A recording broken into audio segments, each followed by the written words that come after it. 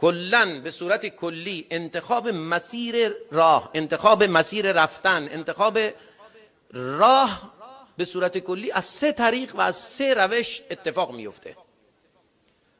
یا از طریق عقل و نفس خودش میاد راه رو برای خودش انتخاب میکنه، بهش میگه چرا این کار میکنی؟ میگه دلم میخواد. عقل خودش رو به کار میگیره، نفسش رو اطاعت میکنه و راه رو برای خودش انتخاب میکنه.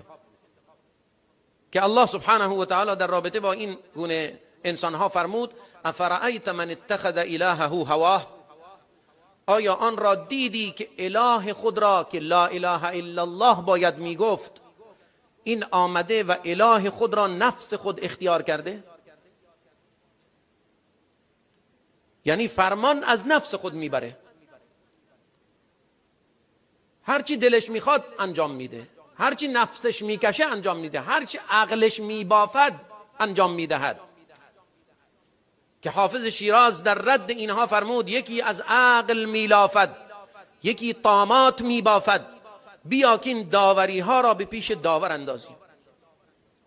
یکی با عقل خودش فلسفه بافی میکنه و یکی میاد سفسطه بافی میکنه، طامات میبافد. ولی بیا که این داوری ها و قضاوت ها را به پیش داور یعنی الله بندازیم. ان ربک هو اعلم بمن ضل عن سبیله و هو اعلم بالمهتدین. رب تو اعلم است که چه کسی بر مسیر گمراهی است و چه کسی بر مسیر هدایت است. گروهی هستن با عقل خودشون تشخیص میدن، براش حدیث رسول الله میخوانی میگه که نه این با عقل جور در نمیاد. تو چقدر به عقل خودت اعتماد داری؟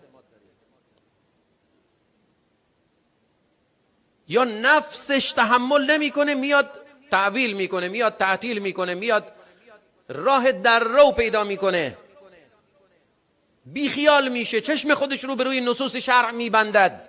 حتی در بخشی از زندگی مسلمین هم دچار این مسائل هستند.